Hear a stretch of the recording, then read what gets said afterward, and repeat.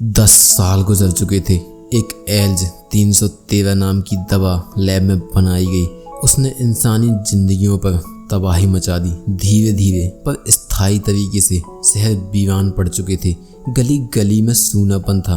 Post credit scene में जैसा हमने देखा था, एक क्रांतिकारी पायलट ने इस बीमारी को दुनिया के दूसरे हिस्सों तक पहुंचा दिया और अब पूरा मानव समाज अपने अंत के नज़दीक है। इस वायरस से बस कुछ ही लोग बचे हुए थे और जो छुपे हुए थे। इसी बीच जंगल में एक नई सिविलाइजेशन उभर चुकी थी, इंसानों के बिना एप्स की, और उन बंदरों का राजा था सीजर, जिसके अंदर एक लीडर की छवि, साथी का आदर और अनुशासन सब देखने को मिलता है। एक दिन जब वे शिकार कर रहे थे, एक घटना ने सब कुछ तेजी से बदल दिया। सीजर का छोटा बेटा ब्लू आइज हिरण पकड़ते हुए एक भालू के सामने आ गया, लेकिन तभी लकीली सीजर सामने आ गया। लेकिन सीजर इतना ताकतवर नहीं था कि वह भालू से मुकाबला कर सके। तभी उसका साथी लूका समय पर वहां पहुंच जाता है और एक भाला उसके सिर में मारता है और भालू मर जाता है। सीजर के बेटे की जान बच जाती है।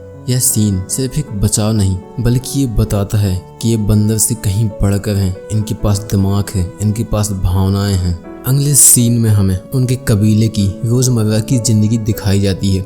कैसे वो जंगल में रहते हैं, शिकार करते हैं और साथ मिलकर जीते हैं। यहाँ सीजर की पत्नी और उसका नन्हा बच्चा भी दिखाई देते हैं। बच्चे की मासूमियत और परिवार का प्यार दिल को छू जाता है। एक दिन कुछ बंदर मछली पकड़कर वापस आ रहे थे। अचानक से उनके सामने एक इंसान आ जाता है। दोनों तरफ से डर और आश्चर्य का पल था। इंसान अपनी बंदूक निकालता है और बंदर की ओर तान देता है। बंदर किसी तरह शोर मचाने लगते हैं। गलती से बंदूक चल जाती है। गोली की आवाज़ जंगल में गूंजती है और तुरंत ही चिंपांजियों की एक बड़ी फौज इकट्ठी हो जाती है। सीजर का गुस्सा और चिंता एक साथ उभरती है। उसका सबसे पहला मकसद अपने कबीले की सुरक्षा है। इंसानों में मैल्कम एक बुद्धिमान, आशावादी आदमी जो अभी भी मानता है कि इंसान और बंदर बातचीत करके साथ रह सकते हैं। दूसरी ओर इंसानों का कमांडर ड्रीफस है, जो गुप्तगू से अलग अपने लोगों को सुरक्षित जगह पर रखे हुए है। उन लोगों को जो अल्जाइमर 113 से संक्रमित नहीं हुए हैं। ड्रीफस का मानना है कि संसाधनों को फिर से हासिल करना होगा और टेक्नोलॉजी ही उनकी आखिरी उम्मीद है। पर शांति नहीं रहती। पहली मूवी में जो कोबा था, जो अल्जाइमर 113 से बुरी तरीके से प्रभावित था, उसके बेटे को गोली लगी होती है और कोबा इसका व्यक्तिगत बदला चाहता है। वह सीजर से भिड़ता है और कहता है कि हमें जवाब देना होगा। अगर आज 5 लोग आए हैं तो कल 50 आ जाएंगे। उसकी गुस्से की आग में बदला और सुरक्षा दोनों झलकते हैं। कोबा का दर्द और गुस्सा बहुत ज्यादा होता है। हालांकि मैल्कम का मकसद अलग है। उसकी सोच यह है कि जंगलों की एक नदी में डैम है, एक जलऊर्जा पंप जो वापस चालू हो सके तो बिजली, रोशनी और जिंदगी लौट सकती है। वह चाहता है कि वह अकेले जाकर यह काम कर दिखाए अपने लोगों के लिए। उसकी पत्नी एली और उसका बेटा अलेक्जेंडर भी उस समुदाय का हिस्सा हैं। प्रेम, परिवार और उम्मीद, ये सब मैल्कम के फैसले में झलकते हैं। मैल्कम अकेला ही जंगल पहुंचता है, पर उसे पकड़कर बंदरों के सरदार सीजर के सामने ले जाया जाता है। हमने कहा था यहाँ मत आना, पर मैल्कम शर्मिंदा भी है और उसका डैम तक पहुंचना जरूरी भी है। उसकी आवाज़ में एक विनती रहती है, हमारी एक जरूरी मांग है। हमें जीने के लिए बिजली की ज़रूरत है। हमारा हर छोटे से छोटा काम उसी से होता है और अब हमारे पास बिजली ख़त्म हो रही है और नदी के उस डैम से बिजली बनाई जा सकती है। तो हमें बस उस टरबाइन सिस्टम को ठीक करना है और बिजली बनने लगेगी। हम कुछ ही लोग आएंगे, बस इतना काम करेंगे और फिर यहाँ से हमेशा के लिए चले जाएंगे। तुम्हारा इलाका तुम्हारा है और हमारा हमारा है। सीजर गहरी नज़रों से मैल्कम को देखता है। एक पल को चुप रहता है, फिर कहता है, मुझे सोचने के लिए एक दिन चाहिए। उस रात सीजर अपने कबीले के साथ बैठता है। बहुत सोच विचार के बाद वह मैल्कम के प्रस्ताव को मान लेता है, लेकिन एक शर्त के साथ। जो भी इंसान काम करने आएगा वह हथियार लेकर नहीं आएगा। यह साफ शर्त थी। इंसानों ने मजबूरी में अपने हथियार छोड़ दिए या बंदरों को दे दिए। अगले दिन से काम शुरू होता है। डैम सालों से बंद पड़ा था। लकड़ियाँ और पत्थर उसमें फंस चुके थे। पानी का दबाव भी बहुत बढ़ चुका था। उसे ठीक करना आसान नहीं था, और जब इंसानों ने ब्लॉकेज हटाने के लिए छोटा सा धमाका किया तो अचानक बाहर निकलने का रास्ता भी पत्थरों से बंद हो गया। वो चट्टानें इतनी बड़ी थी कि सब लोग मिलकर भी उनको नहीं हटा पा रहे थे। मौत जैसे सामने खड़ी थी, मगर तभी पूरा बानर कबीला उनकी मदद में आता है। मिलजुल कर चट्टानें हटाई जाती हैं और इंसानों की जान बच जाती है। इस मदद के बाद इंसानों और बंदरों के बीच थोड़ी नरमी आती है। मैल्कम कृतज्ञता चाहता है और ब्लू आइज सीजर का बेटा इंसानों के बच्चों के साथ खेलने लगता है। उन लम्हों में दोस्ती की एक किरण चमकती है। सीजर को अपने पुराने मालिक बिल की याद आती है, जिसने उसे बचपन में पाला था। लेकिन हर अच्छी चीज के पीछे एक खतरा छुपा होता है। खेलते खेलते वह उस बैग तक चला गया जिसमें बंदूक रखी थी। वो इंसान पागल हो गया जो बंदूक लेकर आया था। यह वही इंसान था जिसने कोबा के बेटे पर गोली चलाई थी। वह डर से पागल हो जाता है और सबको गन पॉइंट पर ले लेता है। सीजर आग बबूला हो जाता है। वह गन छीन कर फेंक देता है और गरज कर कहता है, तुमने दगाबाजी की है, अभी की अभी निकल जाओ। मैल्कम गिड़गिड़ाता है, अभी हमारा काम पूरा नहीं हुआ है, मशीन को चालू करना बाकी है। लेकिन सीजर की आंखों में भरोसा टूट चुका था। वह सुनने को तैयार ही नहीं था। इसी बीच खबर आती है कि सीजर की पत्नी के हालात बेहद खराब हैं। वह तुरंत भागता है। मैल्कम और एली भी पीछे पीछे जाते हैं। सीजर अपनी पत्नी को तकलीफ में देखता है। एली आगे बढ़कर कहती है, मुझे मदद करने दो। पहले तो सीजर मना कर देता है। इंसानों ने अभी अभी धोखा दिया है और अब अपनी पत्नी को उनके हवाले करना है। लेकिन हालात नाजुक थे। पत्नी की जान बचाना जरूरी था। मजबूरी में वह मान जाता है। एली दवा देती है और अगले दिन उसकी पत्नी की तबीयत सुधरने लगती है। इस घटना के बाद सीजर इंसानों को एक दिन और देता है ताकि वे अपना काम पूरा कर सकें, और इस बार मदद के लिए वह अपनी बानर सेना को भी साथ ले आता है। दोनों मिलकर काम करने लगते हैं। इसी दौरान मैल्कम का बेटा अलेक्जेंडर अपनी स्केचबुक में चित्र बनाता है। पास बैठा मॉरिस उसे देख रहा होता है। मॉरिस जो बच्चों को सिखाता है, उन चित्रों में गहरी दिलचस्पी लेता है। धीरे धीरे दोनों में दोस्ती पनपने लगती है। यह छोटी सी डोर इंसानों और बंदरों के बीच बढ़ते रिश्तों का प्रतीक है। लेकिन दूसरी ओर शहर में इंसान बंदरों के खिलाफ हथियार चलाने की प्रैक्टिस कर रहे थे, और तभी वहां कोबा पहुंच जाता है। उसके भीतर इंसानों के प्रति जहर भरा होता है। उसे याद था कि इंसानों ने उसके बेटे को गोली मारी थी। सीजर भले शांति चाहता था, पर कोबा बदला लेना चाहता है। गुस्से में भरकर कोबा उन इंसानों के पास जाता है और उनसे बंदूक लेकर उन्हीं को मार देता है। उनकी बंदूकें छीनकर भाग जाता है। यह हिंसा उसकी नफरत को और गहरी कर देती है। जंगल में इस बीच बड़ा काम हो जाता है। ब्लॉकेज हट चुका था और डैम चालू हो गया था। पूरे शहर में बिजली लौट आई। रात होते ही हर घर हर गली रोशनी से जगमगा जाती है। बंदर और इंसान बहुत खुश होते हैं। लेकिन अंधेरे में छुपा था धोखा। कोबा जो अपने अंदर ही अंदर गुस्से में चल रहा था, मौका देखकर सीजर पर गोली चला देता है। गोली सीजर को लगती है और कोबा तुरंत झूठ गढ़ देता है। इंसान बंदूक लेकर आए थे और उन्होंने हमारे नेता को मार दिया। वह सीजर के घर में भी आग लगा देता है और उसका जिम्मेदार भी वो इंसानों को ही बताता है। बंदरों में यह खबर फैल जाती है कि इंसान धोखेबाज हैं और उन्हें खत्म करना ही पड़ेगा। कबीले का गुस्सा भड़क उठता है। उधर इंसानी नेता ड्रीफस लंबे समय बाद अपना टैबलेट चार्ज करता है। बिजली आने के बाद पहली बार वह अपनी फैमिली की तस्वीरें देखता है।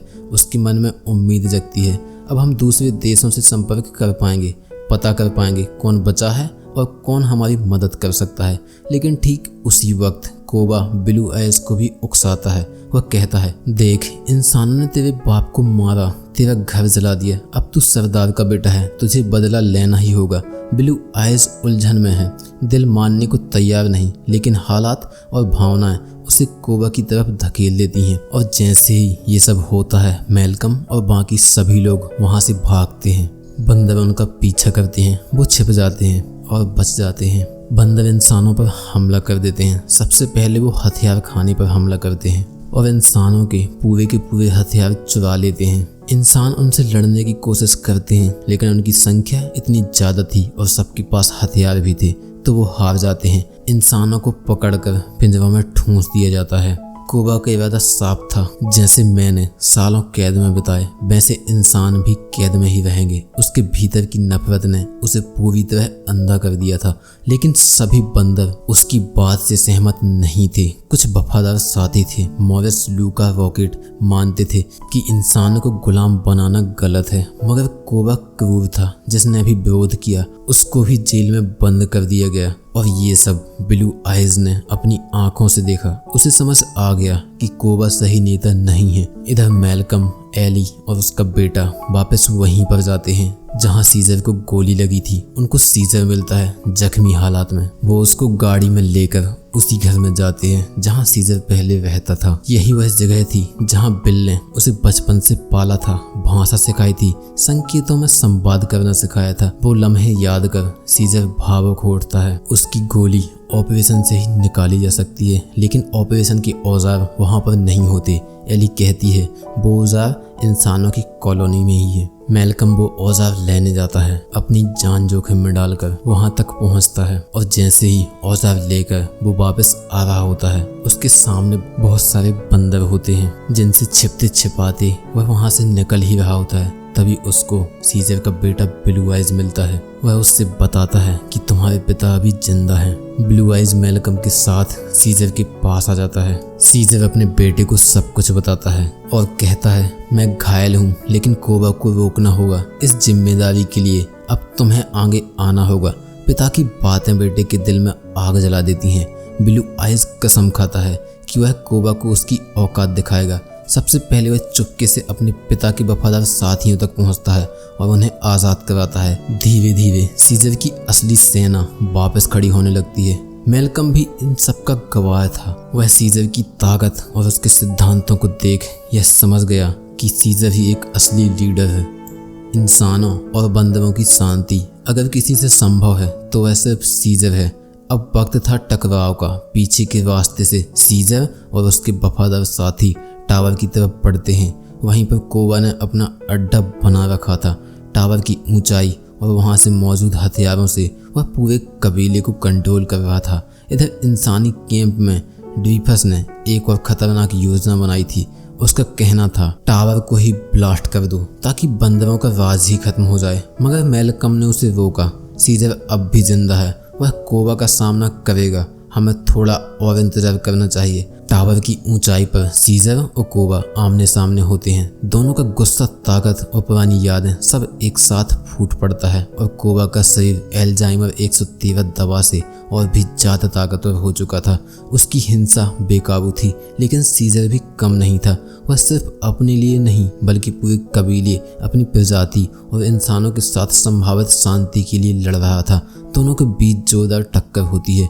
मुक्के, हथियार, आग, पूरा टावर उनकी लड़ाई से कांप उठता है। मैल्कम के बहुत समझाने के बाद भी ड्वीफस टावर को ब्लास्ट कर देता है। सभी बंदर नीचे गिर जाते हैं, कुछ मलबे में दबे होते हैं। सीजर और उसका बेटा घायलों की मदद करते हैं, लेकिन कोबा को इससे कोई फर्क नहीं पड़ता। वह एक बानर की बंदूक उठाता है और सीजर पर फायरिंग करने लगता है। उस फायरिंग में सीजर का एक साथी घायल हो जाता है और एक बानर मारा जाता है। सीजर कोबा के ऊपर छलांग लगाता है। घायल और टूट चुका कोबा नीचे लटका होता है और फिर सीजर से कहता है वानर वानर को नहीं मारता। सीजर बड़े ठंडे स्वर में कहता है तू वानर नहीं है। कोबा मारा जाता है, युद्ध शांत होता है, लेकिन ये खुशी ज्यादा देर तक टिकती नहीं। मैल्कम आकर कहता है सीजर बुरी खबर है, ड्वीफस ने पहले ही आर्मी को संदेश भेज दिया है। कुछ ही समय में फौज यहाँ पर पहुंच जाएगी। सीजर गहरी सांस लेता है। वह समझ चुका था कि यह लड़ाई कभी खत्म नहीं हुई है। इंसान और बंदरों का टकराव आगे और बढ़ेगा। वह मैल्कम से कहता है अपने परिवार को लेकर यहाँ से भाग जाओ, हमें अब अपने लोगों के साथ खड़ा होना होगा। मैल्कम भावुक हो जाता है। दोनों की आंखों में एक दूसरे के लिए सम्मान था। इंसान और बंदर के बीच की दोस्ती का यह बंधन अलग था, लेकिन हालात ने उन्हें जुदा कर दिया। मैल्कम अपनी फैमिली के साथ चला जाता है। सीजर अपनी पत्नी, बच्चों और पूरे कबीले के साथ वहीं खड़ा रहता है आने वाले युद्ध का सामना करने के लिए। तो यार यही थी down of the planet of the apps की पूरी कहानी। अगर तुमको ये वाला वीडियो पसंद आया है तो लाइक कर देना और हाँ, सब्सक्राइब भी कर देना। मिलते हैं अगली मूवी ब्रेकडाउन के साथ।